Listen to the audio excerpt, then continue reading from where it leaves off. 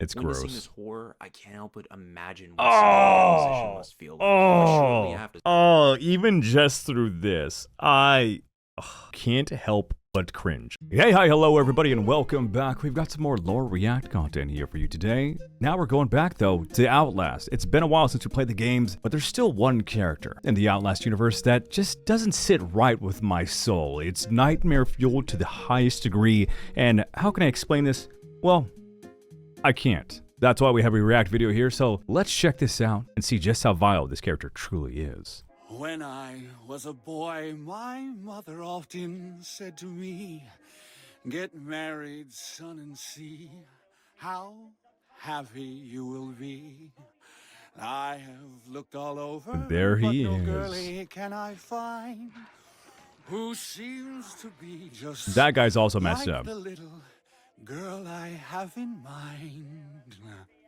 I will have to look around until the right one Wow. I have What an intro.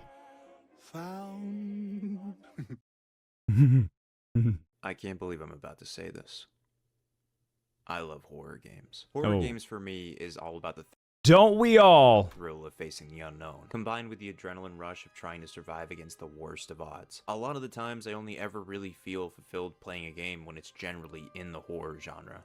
Simply because I love games that can test your mettle. I love horror games where I gotta look for my wife in some nightmarish wasteland. I love horror games where I gotta make decisions that could or could not lead to my own downfall. And most of all, I love horror games where I'm a little bitch that can't fight back, so I gotta scurry around like a little rat, hiding in lockers or barrels until I can manage to escape. This can be games like the first half of Resident Evil 7, or Amnesia, or a game that gave me an irrational fear of doors along with the dark called Outlast. If you don't know anything about Outlast, this video might not make any sense, but I'll try to get it past you lickety-split so you can follow. So basically the consensus of the story is that you're an investigative reporter by the name of Miles Upshur. You're on the prowl for a new story, and you receive a mysterious email from a whistleblower by the name of Wayland Park, exposing a place called Mount Massive Asylum for their heinous experiments on the patients housed within said asylum. So you, Miles Upshur, take it upon yourself to pull up to their doorstep to find that the asylum has been shaked and very well baked. Now, because you willfully trapped yourself inside the asylum to investigate the horrors,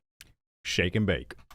you gotta run, jump, and hide from the deranged inmates that have seized control over the place, and somehow figure out a way to get the fuck out of the joint. For the last decade, I return to this game every year for an annual replay, and it gets better every time. It's in the documents that flesh out the story and lore of the Murkoff Corporation. It's in the sound design that gives you unbridled terror hearing Chris Walker's chains and thumping boots moving toward you.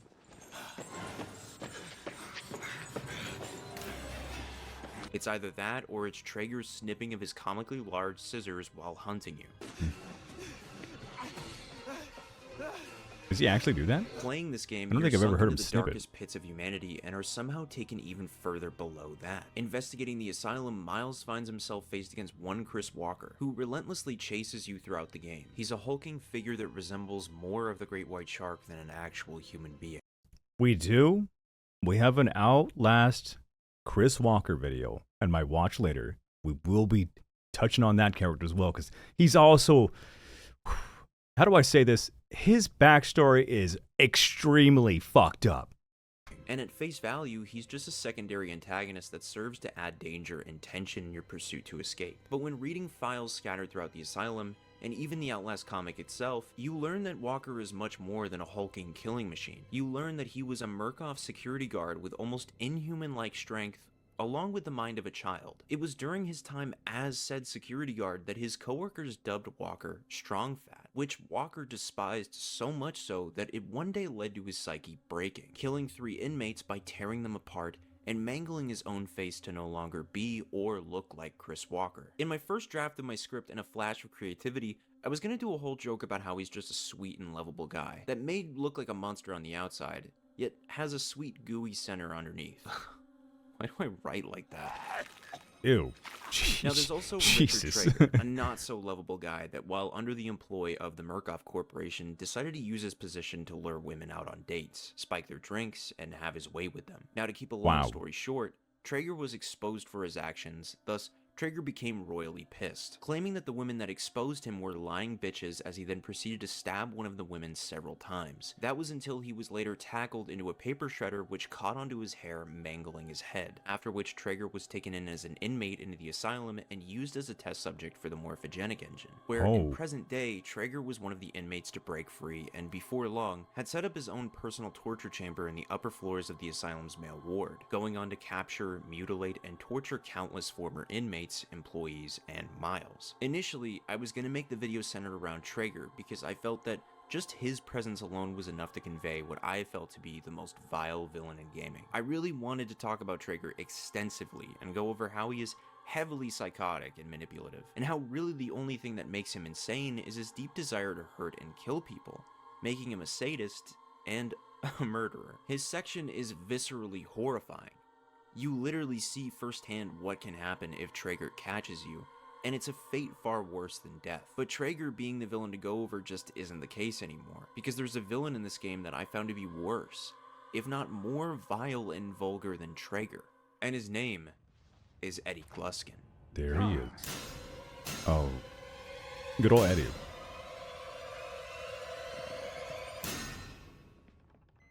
So who is Eddie Gluskin? All that is really known about Eddie Gluskin's early life is that he was sexually abused by his father and uncle, who would take photos of the incident. Suffering from something horrific like that, Eddie as a child had no idea that it was wrong. Eddie thought it was normal that his family did those things to him. He thought that it was normal to be pulled apart from the inside out. He thought it was normal that the people that were his family, his protectors, would violate him time and again. In a document, Eddie exclaimed that while his father and uncle would document the obscenities, his mother, knowing what had been going on, watched on the sidelines, refusing to do anything to save her son. Having no idea how to comprehend the madness that Eddie was living day in and day out, just knowing that with each time his father or uncle had their way, Eddie would end up cataclysmically hurt after the fact, in which Eddie developed a coping mechanism to bury all the craziness deep down that he was suffering from, referring to his childhood as the typical Leave It to Beaver kind of home. Thankfully, Eddie's father and uncle were eventually incarcerated.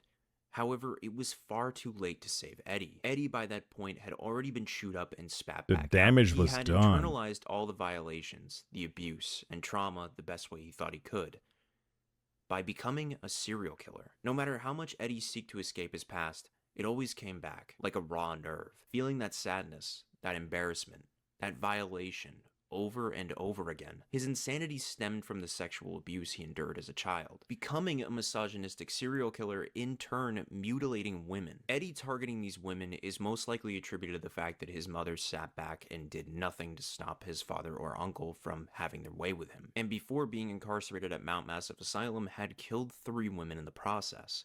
I think one of my favorite things about Outlast is how deep it dives into human psychology, and how these people, especially the characters that we have to deal with, the main ones like Chris and Eddie, their backstories, they're always really fucked up, for one. But it's never just somebody is like evil and kills and murders. It goes deep into like what could have caused them to be who they are now, and at times it makes you empathize with them. And I will always enjoy a horror or even just regular video game, anime, movie stuff where the villain is something I can sympathize with, because I empathize with because I understand that they came from a place of maybe hurt or pain, and you can kind of be like, you know what, I see what you're doing is wrong, and I know it's all fucked up, but I get why you got there. While in the asylum's care, if you could even call it that, Eddie was given a psychiatric evaluation, finding that Eddie had a deceptively kind personality. He is, by and large, very charming, though upon rejected, he can become violent, as seen when you manage to outmaneuver him throughout the game, insulting you for choosing to rather die than be with him. It's so messed up.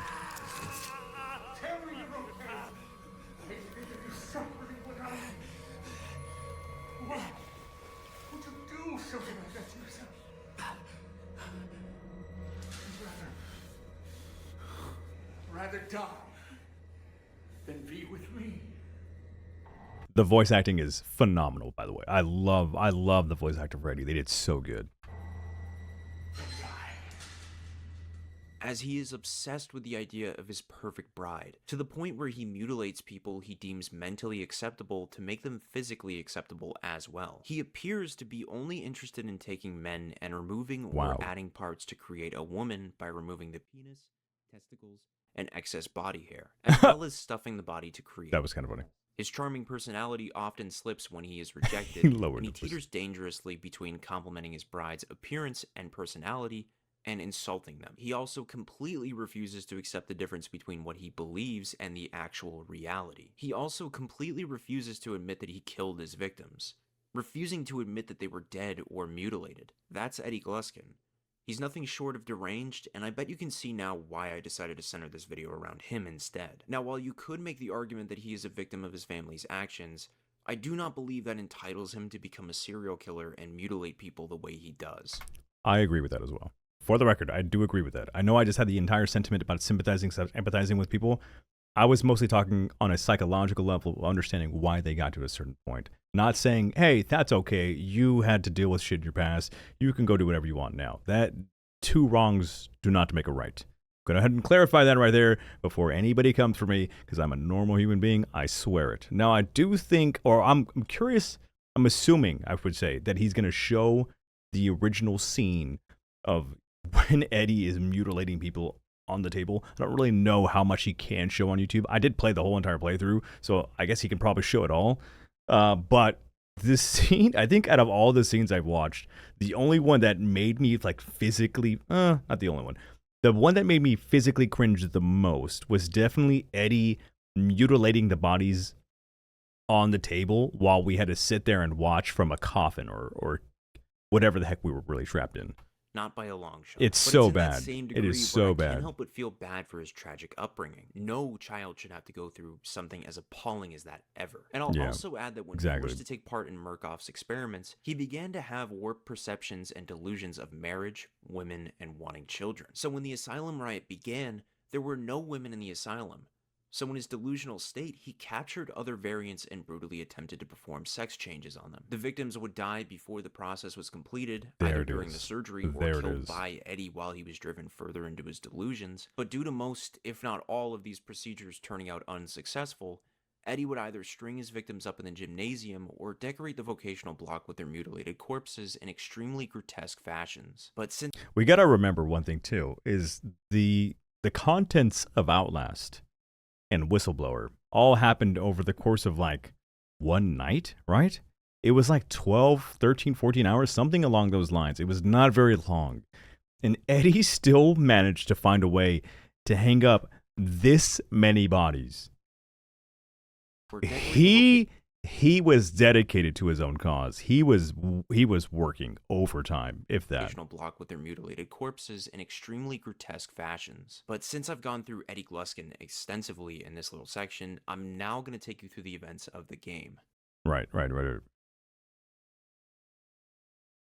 Starting off, you are Wayland Park, a software engineer working at Mount Massive Asylum for the Murkoff Corporation. After several encounters working directly with the morphogenic engine and witnessing the torture that the Murkoff Corporation inflicts on its inmates, Wayland decides to blow the lid on the corporation and its horrific experiments. Upon sending the email to investigative reporter Miles Upshur, who you play as in the main game, you're called in to prepare the morphogenic engine for an inmate by the name of Eddie Gluskin. Making the preparations for the software, you come face to face with Eddie for the first time, begging and pleading for Wayland to stop this.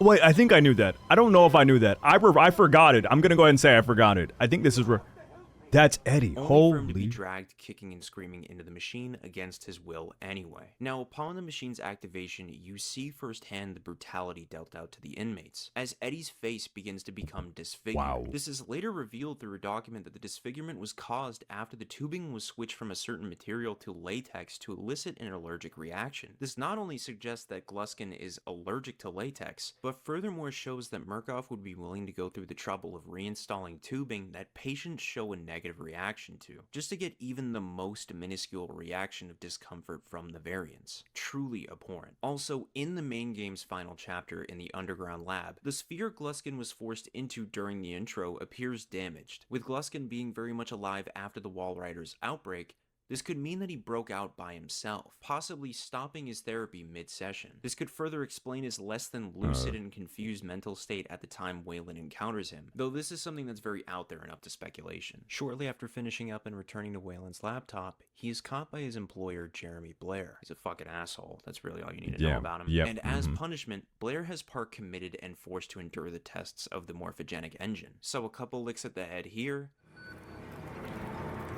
What is with Outlast characters and licking me? Oh, stop. Please, dear God.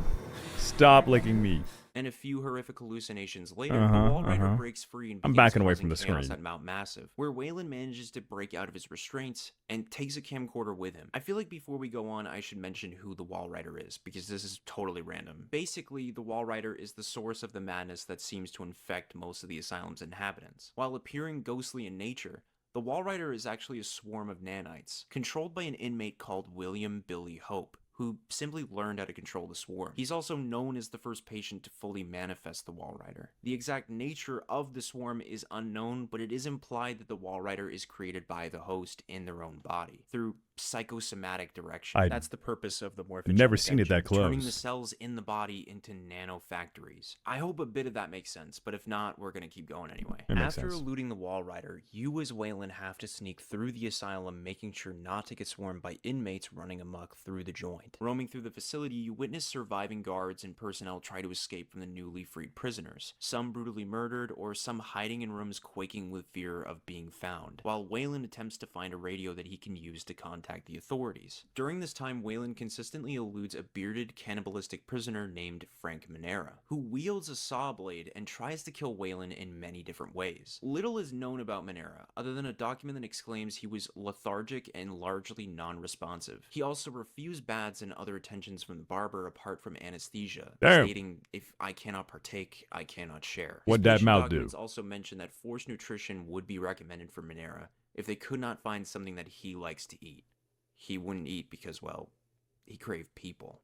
His patient report also mentions that he had a history of smoking tobacco and marijuana, so perhaps he was a chill guy before whatever turned him towards cannibalism, since the creators hinted that he was something of a yoga instructor and an amateur cook on the side, but who knows. So back to it, Manera attempts to kill Waylon in various different ways, including trapping him in a furnace. However, Waylon ultimately escapes Manera's clutches, angrily adding that Waylon was supposed to be his, after which Manera is never seen again. Traversing through the asylum's ins and outs, Waylon manages to find a radio. However, Blair, that fucking asshole, appears and destroys it, insisting that no one can reveal the secret of Mount Massive, where he then leaves Waylon to die at the hands of Chris Walker, only for Waylon to escape. Waylon eventually wanders into a secluded area of the vocational block, where a variant by the name of Dennis with dissociative identity disorder captures and offers inmates as a sacrifice to Eddie Gluskin, whom he calls the Groom. Evading Dennis, we're given a clue as to how haunting Eddie is if captured, when a random inmate grabs Waylon to warn him about the Groom. Quiet! If they catch us, they'll give us to him. The man downstairs. The man. Very bad. Very, very bad. God. Oh, God. Shortly afterward, walking down to the third floor, our eyes lay upon one of Eddie's vile scenes, displaying his ultimate fantasy come to light. God, dude, that's so brutal. Waylon, terrified, tries to navigate through the corridors, leading him to attempt to open a locked door, only to be greeted with Eddie, who presses his face against the glass of the door, smiling and calling Waylon Darman. While initially eluding Eddie, Waylon falls into an elevator shaft and gets a piece of debris lodged in his right shin, reducing him to a limp.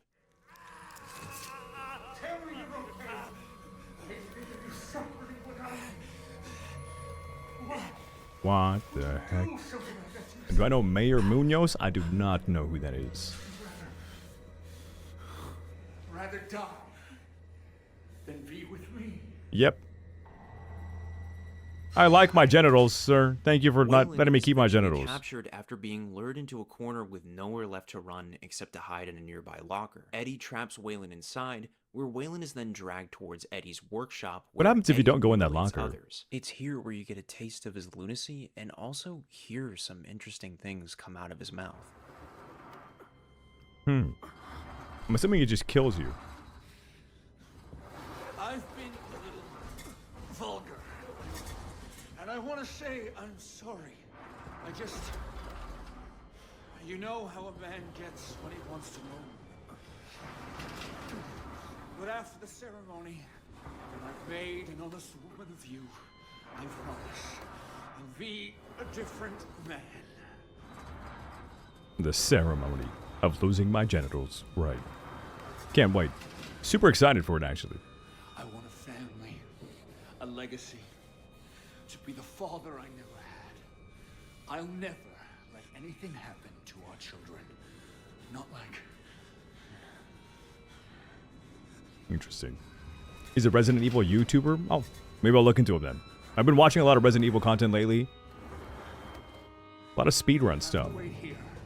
I know you must be just as eager as I am to consummate our love. But try to enjoy the anticipation. I'm not going to enjoy any of that. Just arms and legs hanging everywhere. This will help you relax. This guy's psycho. What's the purpose of chopping off genitals? Where Waylon wakes up. I believe he explained it as he pretty much is looking for a wife, but there's no women in the asylum. So if he sees somebody as fit for his wife, he will mutilate them to make them into who he wants them to be. So he's really into choosing for you what gender you are, and calling you his beloved, 12 essentially. hours later and sees Gluskin mutilate other captive inmates through the slits of the locker's door. It's a long and grotesque watch that makes my skin crawl no matter how many times I play. It's Witnessing gross. this horror, I can't help but imagine what someone's position must feel like. But shortly after this, Eddie strips Waylon of all of his... Even just through this, you can't help but cringe. I don't know if you watch that scene happen and you don't cringe. I want your iron mind, your steel mind of toughness. Preparing to cut him with a buzzsaw, with Waylon's body placed so that his genitals are aimed towards the blade. Oh man, this video is getting demonetized. However, just before the spinning buzzsaw reaches Waylon's body, a variant comes in and engages in a fight with Eddie. It isn't ever made clear on who the random prisoner is, but my theory is that it's that one guy who warned us about Eddie right before entering his section of the game. And whether this prisoner managed to escape from Eddie is also unknown, but it's more than likely that he died. So in the wake of that prisoner's self-sacrifice, Waylon uses this distraction as an opportunity to escape through a broken window, breaking his own leg in the process. Damn. I forgot how dark this game is. I was gonna say I forgot how game this dark is. That doesn't work. He just called me an ungrateful slut. Once Waylon escapes, I'm not he's ungrateful. forced to go back into the block and find the key. See, that that's kind of like prime example right here of what he does. Yeah, that is. I mean, I don't want to say obviously, but it is insinuated that is a man right there in a woman's dress, with the broad shoulders, big arms, whatever else like that. And again, and they're in the asylum. There's no women in the asylum, and he's got a bridesmaid dress, or a bride dress on, not a bridesmaid, a bride dress on, bridal dress. Forced to go back into the Whoever wrote this game, find the key that unlocks the door to the male ward. Yeah. So Eddie continues his pursuit of Waylon. I really can't say much because I used to write a lot back in the day. I'm very big on writing. I don't quite do much creative writing anymore, but a lot of the horror stuff I wrote back in the day, let's just say, yeah, probably pretty fitting to some of the stuff like this. I was very into detailed descriptions on how certain people died. We'll just put it that way. And captures him once more while trying to attain the key to his own freedom, attempting to hang him on a pulley system, along with many I swear I'm normal. previously deceased and mutilated hanging victims. In one of his Look how notes, many bodies Waylon there are. compares Gluskin's actions to that of Bluebeard. Bodies hanging like wet laundry. Like skinned rabbits. Men mutilated, hunted, and murdered. The shortest distance between any 2 points separates violence and ruined lust. Whatever story he's telling himself, he's not making women to bear his children. He's making women to kill them. That's crazy. This man thinks he's in love. He thinks the therapy made him better. Everything reeks of death and fear. Piss and coppery blood. Meat decomposing to game. I didn't even think of how the smell of that room would be. Of course, being up in the horror genre of YouTube channels, we've come across certain I just hiccuped. Certain descriptions of what a dying body smells like, or a rotting body smells like. And some people say it's just one of those things where once you smell it once, like you can never forget it. It is just something that is so strong and putrid and easily identifiable in like its own specific thing. Like nothing smells like it. That I can't even imagine, of course, because I've never smelt it myself. But I can't even imagine what that would be like in combination with 30 other bodies, along with people peeing themselves, shitting themselves. Like, oh, it's all right. You know what? We're moving on. Sorry. We don't get to think about this stuff. Process of hanging Waylon, Oh! struggles for his life as he is lifted, with his weight causing some of the ceiling and the pulley system to break away, which forces Eddie to use more strength to lift and hang Waylon. Eventually, Waylon's weight becomes too great of a burden for Eddie to lift, so this causes a sudden weight shift in the... Is Eddie calling me fat? Because that is rude. All the other things aside, murder aside, that is rude. pulley. Hold still. God damn it, what are you? Ah! No, damn it, darling. No, you need to behave. Ah! Ah!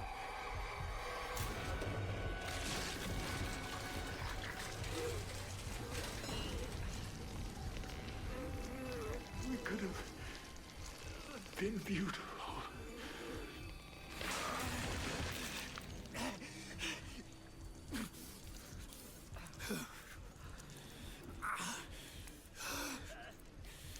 I forgot how brutal this game is.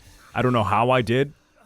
Eddie Gluskin Never mind. I know exactly how I forgot how brutal this game is. I watched it, I experienced it, I dealt with it, and then I put it back into a little corner of my brain because I didn't want to deal with it anymore. Holy shit. But the work he left behind... Gotta leave that will trauma never be behind. forgotten. I find what Waylon writes in a document directly after this moment to be most compelling. He's dead. The amateur surgeon, father-to-be husband, he's got shredded and pulled from his belly. I'm trying not to laugh. God. Lisa, I swear to you, I'm trying.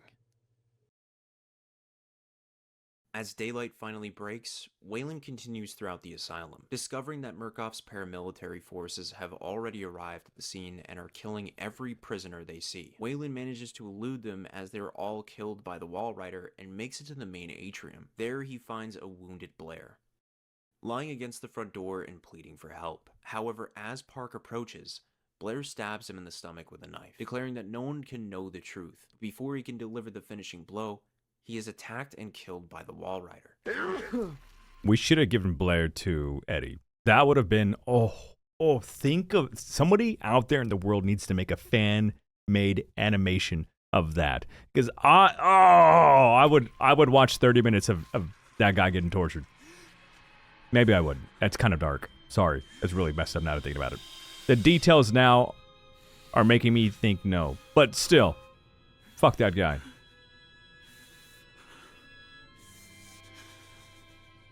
Come on, Waylon, it's just a little blood and stabbing. You've been through a lot already. You might as well just keep going. How much worse could it get, really? With that stroke of luck, Waylon staggers out the open front door and past the military vehicles, towards a red Jeep waiting by the security gate. As Waylon enters the Jeep and starts it up, he notices a dark figure, Miles Upsher's wall rider's sustained broken body, slowly exiting the asylum with a dark mist surrounding it.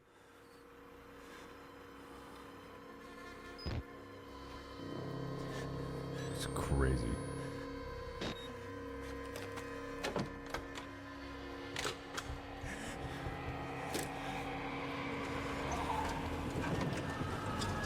I'm not three-point turning right there. I'm just reversing straight into the gate.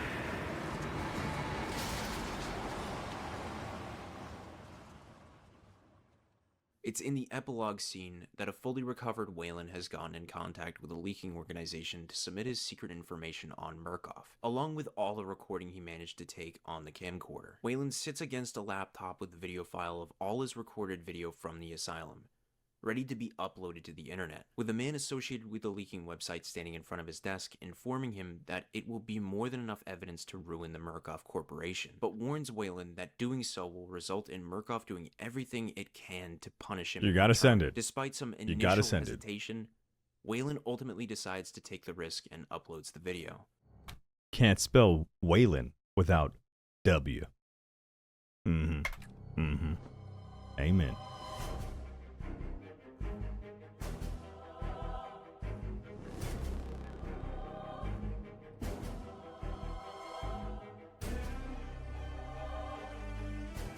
Such a fantastic game. I enjoyed it. All of it. So much.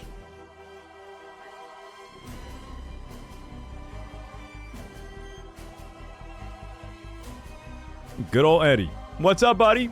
Your eyes are a little red.